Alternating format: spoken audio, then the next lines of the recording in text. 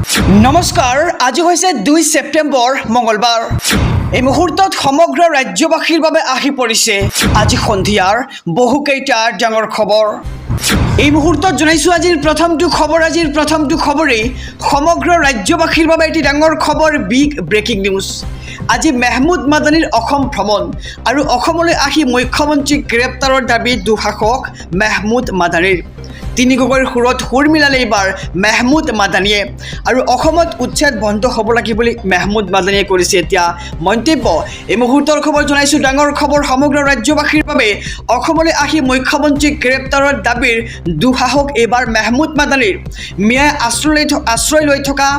বেতবাৰীৰ শিবিৰ পৰিদৰ্শন মেহমুদ মাদানীৰ আৰু অসমত জমিয়তৰ নেতা মৌলানা মেহমুদ মাদানীৰ। গোৱালপাৰাৰ সংখ্যালঘু প্ৰধান অঞ্চল ভ্ৰমণ মেহমুদ মাদানীৰ আৰু তিনি গগৈৰ সুৰত সুৰ মিলালে এইবাৰ মেহমুদ মাদানীয়ে। অসম আৰক্ষীক কঠোৰ দৃষ্টি ৰাখিবলৈ নিৰ্দেশ দিয়া হৈছে ইতিমধ্যে আৰু মাদানীৰ অসম ভ্ৰমণ আৰক্ষীৰ নজৰত। গোৱালপাৰাত আজমলৰ ঘৰত আশ্ৰয় মাদানীসহ 7জন জমিয়ত উলেমা হিন্দৰ আৰু গৌৰৱ গগৈ, লুৰিণজ্যোতি গগৈ আৰু অখিল গগৈৰ সৈতে সুৰ মিলালে মাদানীয়ে আৰু অসমত উচ্ছেদ বন্ধ হ'ব লাগে। যদিহে কোনো বাংলাদেশী আছে সেয়া বিতৰণ কৰক আৰু অসমলৈ আহি মুখ্যমন্ত্ৰীক গ্ৰেপ্তাৰৰ দাবীৰ দুঃসাহস এইবাৰ মেহমুদ মাদানীৰ আৰু মিয়াই আশ্ৰয় লৈ থকা বেতবাৰীৰ শিবিৰ পৰিদৰ্শন মেহমুদ মাদানীৰ। অসমত জমিয়তৰ নেতা মৌলানা মেহমুদ মাদানী আৰু গোৱালপাৰাৰ সংখ্যালঘু প্ৰধান অঞ্চল ভ্ৰমণ এইবাৰ মেহমুদ মাদানীৰ। এই মুহূৰ্তত জনাইছোঁ আজিৰ দ্বিতীয় নম্বৰ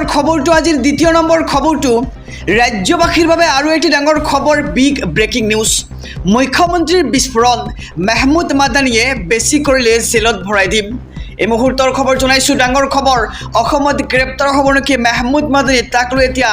ব্যাপক চৰ্চা চলিছে আৰু মেহমুদ মাদানীৰ অসম ভ্ৰমণৰ মাজতেই মুখ্যমন্ত্ৰীৰ বিস্ফোৰণ দেখিবলৈ পোৱা গৈছে। মাদানীয়ে বেছি কৰিলে জেলত ভৰোৱা হ'ব বুলি এক প্ৰকাৰ মন্তব্য কৰিছে ৰাজ্যৰ মুখ্যমন্ত্ৰীগৰাকীয়ে আৰু অসমৰ মুখ্যমন্ত্ৰী মইহে মাদানী নহয় আৰু মাদানীয়ে বুজি লওক মাটি দখল কৰিলে কিমান বেয়া অৱস্থা হ'ব পাৰে। এই মন্তব্য ৰাজ্যৰ মুখ্যমন্ত্ৰী ডক্টৰ হিমন্ত বিশ্ব শৰ্মাই কৰিছে আৰু উচ্ছেদস্থলীত দেখা পালেই তেওঁলোক কঁপিব আৰু মই কি বস্তু তেওঁলোকে বুজি পাইছে আৰু মাদানীক লৈ এইবাৰ মুখ্যমন্ত্ৰী হিমন্ত বিশ্ব শৰ্মাৰ বিস্ফোৰণ দেখিবলৈ পোৱা গৈছে। জনাইছোঁ খবৰ, ডাঙৰ খবৰ ৰাজ্যবাসীৰ বাবে। এইবাৰ অসমত গ্ৰেপ্তাৰ হ'ব নেকি মেহমুদ মাদানী, তাক লৈ এতিয়া উঠিছে প্ৰশ্ন আৰু মেহমুদ মাদানীৰ অসম ভ্ৰমণৰ মাজতেই মুখ্যমন্ত্ৰীৰ বিস্ফোৰণ দেখিবলৈ পোৱা গৈছে।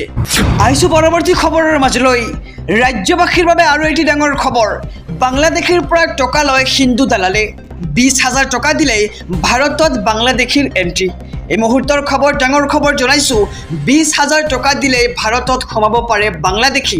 আৰু বাংলাদেশীৰ পৰা টকা লৈ ভাৰতত প্ৰৱেশ কৰাবলৈ দিয়ে হিন্দু দালালে আৰু ত্ৰিপুৰাৰ একাংশ হিন্দু যুৱকে দীৰ্ঘদিনে কৰি আহিছে এনে দালালি আৰু প্ৰশাসনৰ জালতো পৰিছে এনে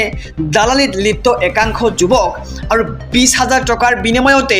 বাংলাদেশীক ভৰাই দিয়ে এইখন ভাৰতত আৰু দালালি কৰা হিন্দু লোকক ধৰিবলৈ আমাৰ দুখ লাগে বুলি মন্তব্য মুখ্যমন্ত্ৰীৰ। আৰু অসমত নতুনকৈ আৰু বাংলাদেশী সোমোৱাৰ সুযোগ আমি নিদিওঁ। সীমান্তৰে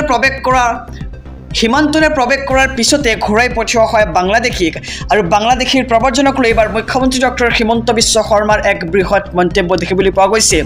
20,000 টকাৰ বিনিময়ত বাংলাদেশী সোমাই এইখন ভাৰতত আৰু বাংলাদেশীৰ পৰা 20,000 টকা লৈয়ে প্ৰৱেশ কৰে। বাংলাদেশীৰ পৰা টকা লৈ ভাৰতত প্ৰৱেশ কৰিবলৈ দিয়ে একাংশ হিন্দু দালালি আৰু ত্ৰিপুৰাৰ একাংশ হিন্দু যুৱকে দীৰ্ঘদিন ধৰি এনে দালালি কৰি আহিছে। ৰাজ্যবাসীৰ বাবে আৰু এটি ডাঙৰ খবৰ, বিগ ব্ৰেকিং নিউজ। মেহমুদ মাদানীৰ সৈতে সম্পৰ্ক আছে মুখ্যমন্ত্ৰী ডক্টৰ হিমন্ত বিশ্ব শৰ্মাৰ। হিমন্ত বিশ্ব শৰ্মাই আমদানি কৰিছে মেহমুদ মাদানীক আৰু এই মন্তব্য আগবঢ়াইছে এইবাৰ লুৰিণজ্যোতি গগৈয়ে। এই মুহূৰ্তৰ খবৰ জনাইছোঁ, ডাঙৰ খবৰ। মুখ্যমন্ত্ৰী হিমন্ত বিশ্ব শৰ্মাৰ এজেণ্ট হৈছে মেহমুদ মাদানী। আজমলৰ জৰিয়তে মাদানীক আমদানি কৰিছে হিমন্ত বিশ্ব শৰ্মাই আৰু ৰাজনৈতিক উদ্দেশ্যৰে মেহমুদ মাদানী আহিছে এইখন অসমলৈ আৰু মাদানীক ব্যৱহাৰ কৰি 2026 চনৰ ৰাজনৈতিক বৈতৰণি পাৰ হ'ব বিচাৰিছে মুখ্যমন্ত্ৰী আৰু এনেদৰে এতিয়া মন্তব্য কৰিছে লুৰিণজ্যোতি গগৈয়ে। আৰু অসমলৈ আহি সাম্প্ৰদায়িকতাৰ পৰিৱেশ সৃষ্টি কৰিবলৈ উঠি পৰি লাগিছে মাদানীৰ জৰিয়তে অসমত সাম্প্ৰদায়িকতাৰ বিষ বাষ্প বিয়পাব বিচাৰিছে হিমন্ত বিশ্ব শৰ্মাই আৰু মেহমুদ মাদানীৰ সৈতে সম্পৰ্ক আছে হিমন্ত বিশ্ব শৰ্মা আৰু বদৰুদ্দিন আজমলৰ আৰু এই বিস্ফোৰক মন্তব্য কৰিছে এতিয়া লুৰিণজ্যোতি গগৈয়ে আৰু মাদানীক শীঘ্ৰে কৰায়ত্ব কৰাৰ দাবী লুৰিণজ্যোতি গগৈৰ মুখ্যমন্ত্ৰী হিমন্ত বিশ্ব শৰ্মাৰ এজেণ্ট হৈছে মেহমুদ মাদানী আৰু আজমলৰ জৰিয়তে মাদানীক আমদানি কৰিছে হিমন্ত বিশ্ব শৰ্মাই আৰু ৰাজনৈতিক উদ্দেশ্যৰে মেহমুদ মাদানী আহিছে এইখন অসমলৈ আৰু মাদানীক ব্যৱহাৰ কৰি 2026ৰ ৰাজনৈতিক বৈতৰণি পাৰ কৰিব বিচাৰিছে বুলি মন্তব্য কৰিছে এবাৰ লুৰিণজ্যোতি গগৈয়ে আহিছোঁ পৰৱৰ্তী খবৰৰ মাজলৈ ৰাজ্যবাসীৰ বাবে আৰু এটি ডাঙৰ খবৰ বিগ ব্ৰেকিং নিউজ মুখ্যমন্ত্ৰী হিৰো আৰু মই জিৰো মুখ্যমন্ত্ৰীয়ে মোক বাংলাদেশলৈ পঠিয়ালেও মই মনে মনে নাথাকোঁ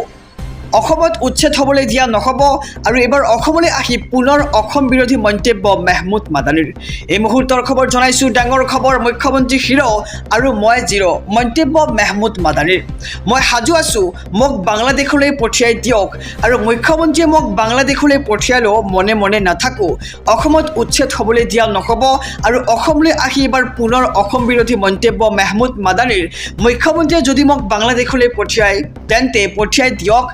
আমি যেনেকৈ যুঁজিব পাৰোঁ তেনেকৈ যুঁজি যাম আৰু ক্ষমতাৰ বাবে মিয়া অচিনাকি মানুহ শব্দ প্ৰয়োগ কৰে মুখ্যমন্ত্ৰী হিমন্ত বিশ্ব শৰ্মাই আৰু ছিষ্টেম এটাৰ ভিতৰত থাকি কাম কৰক শত্ৰুতা কিয় ৰাখিব লাগে বুলি এক প্ৰকাৰ মন্তব্য কৰিছে মেহমুদ মাদানীয়ে আৰু গুৱাহাটীত সংবাদমেল পাতি এবাৰ মাদানীৰ হুংকাৰ ৰাজ্যৰ মুখ্যমন্ত্ৰীক আৰু কৈছে যে মুখ্যমন্ত্ৰী হিৰো আৰু মই জিৰো মই সাজু আছোঁ মোক বাংলাদেশলৈ পঠিয়াই দিয়ক আৰু মুখ্যমন্ত্ৰীয়ে মোক বাংলাদেশলৈ পঠিয়ালেও মই মনে মনে নাথাকোঁ অসমত উচ্ছেদ হ'বলৈ দিয়া নহ'ব আৰু অসমলৈ আহি এবাৰ পুনৰ অসম বিৰোধী মন্তব্য মেহমুদ মাদানীৰ আহিছোঁ পৰৱৰ্তী খবৰৰ মাজলৈ ৰাজ্যবাসীৰ বাবে আৰু এটি ডাঙৰ খবৰ অহা 7 ছেপ্টেম্বৰত বিশ্বনাথত হ'ব পুনৰ বৃহৎ উচ্ছেদ অভিযান জাৰি কৰা হৈছে 163 ধাৰা নিয়ম ভংগ কৰিলে হ'ব বিপদ এই মুহূৰ্তৰ খবৰ জনাইছোঁ পুনৰ অহা 7 ছেপ্টেম্বৰত বিশ্বনাথত হ'ব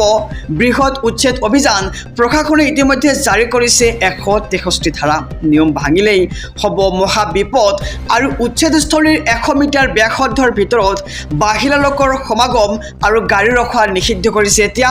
আৰু অনুমতি অবিহনে উচ্ছেদস্থলী কোনো ব্যক্তিয়ে নিৰ্মাণ স্থাপন বা অধিকাৰ কৰিব নোৱাৰিব আৰু চৰকাৰী ভূমি নিজেই খালী নকৰিলে প্ৰশাসনে চলাব বুলডোজাৰ আৰু নিয়ম ভংগ কৰিলে লোৱা হ'ব কঠোৰ ব্যৱস্থা বিশ্বনাথ ৰাজহ চক্ৰৰ অন্তৰ্গত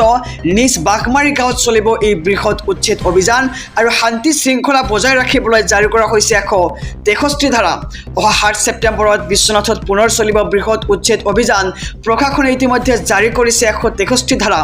আহিছোঁ আন এক খবৰৰ মাজলৈ ৰাজ্যবাসীৰ বাবে আৰু এটি ডাঙৰ খবৰ এফালে নিৰ্বাচন আনফালে মাদানীৰ অসম ভ্ৰমণ এবাৰ প্ৰশাসনক সতৰ্ক ৰাজ্যৰ মুখ্যমন্ত্ৰী ডক্টৰ হিমন্ত বিশ্ব শৰ্মাৰ এই মুহূৰ্তৰ খবৰ জনাইছোঁ মুখ্যমন্ত্ৰীক চেলেঞ্জ দি গোৱালপাৰাত উচ্ছেদিতৰ মাজত এবাৰ মেহমুদ মাদানীৰ অসম ভ্ৰমণক লৈ ব্যাপক প্ৰতিক্ৰিয়াৰ সৃষ্টি হৈছে অসমত উপস্থিত হৈ উচ্ছেদিতক ন্যায় দিয়াৰ ঘোষণা কৰিছিল মেহমুদ মাদানীয়ে আৰু মেহমুদ মাদানীৰ অসম ভ্ৰমণৰ পিছতে এবাৰ মুখ্যমন্ত্ৰীৰ একশ্যন দেখিবলৈ পোৱা গৈছে অসম আৰক্ষীৰ নজৰবন্দীত থাকিব জমিয়তৰ দল আৰু মুখ্যমন্ত্ৰী হিমন্ত বিশ্ব শৰ্মাৰ এক্স অৰ্থাৎ টুইটাৰ যোগে এই মন্তব্য আৰু জমিয়ত উলেমা হিন্দৰ গতিবিধিক লৈ সন্দেহ মুখ্যমন্ত্ৰীৰ বিটিচি নিৰ্বাচনৰ প্ৰাক্ষণত জমিয়তৰ দলৰ ভ্ৰমণ তাৎপৰ্যপূৰ্ণ বুলি এক প্ৰকাৰ মন্তব্য কৰা হৈছে আৰু আইন শৃংখলা পৰিস্থিতি নিয়ন্ত্ৰণত ৰাখিবলৈ আৰক্ষীক নিৰ্দেশ দিয়া হৈছে ইতিমধ্যে মৌলানা মেহমুদ মাদানীৰ নেতৃত্বত আহিছে এই দলটো আৰু দলটোত আছে মৌলানা হাকিমুদ্দিন কাছিমি মুফতি জাবেদ ইকবাল মৌলানা খালিদ আনৱাৰ নৌচাদ আদিল মৌলানা নাৱেদ আলম আৰু জিলা প্ৰশাসনকো সতৰ্ক থাকিবলৈ নিৰ্দেশ দিছে ৰাজ্যৰ মুখ্যমন্ত্ৰীগৰাকীয়ে আৰু এইবাৰ মুখ্যমন্ত্ৰীক চেলেঞ্জ দি গোৱালপাৰাত উচ্ছেদিতৰ মাজত উপস্থিত হৈছে মেহমুদ মাদানী আৰু মেহমুদ মাদানীৰ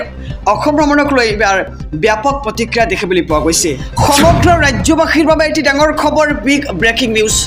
কোনো হিন্দু বঙালী ডিভোটাৰৰ নামত সমস্যাত নপৰে সকলো হিন্দু বঙালীকে দিয়া হ'ব সুৰক্ষা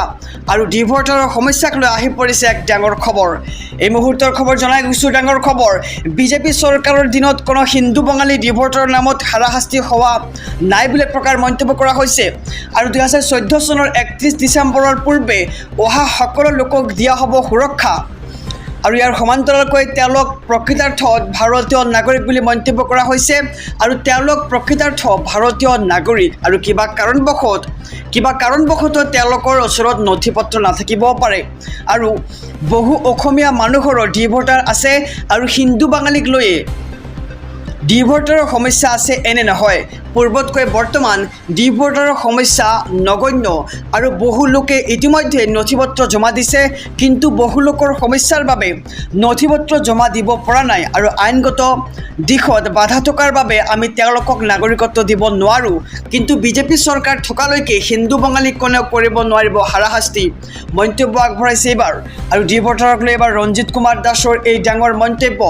বিজেপি চৰকাৰৰ দিনত কোনো হিন্দু বঙালী ডিভোটাৰৰ নামত হাৰাশাস্তি হোৱা নাই বুলি মন্তব্য কৰা হৈছে আৰু 2014 চনৰ 31 ডিচেম্বৰৰ পূৰ্বে অহা সকলো লোকক দিয়া হ'ব সুৰক্ষা আৰু তেওঁলোক প্ৰকৃতাৰ্থত ভাৰতীয় নাগৰিক বুলি এতিয়া মন্তব্য কৰা হৈছে আৰু কিবা কাৰণবশতঃ তেওঁলোকৰ ওচৰত নথিপত্ৰ নাথাকিব পাৰে বুলি এক প্ৰকাৰ মন্তব্য কৰা হৈছে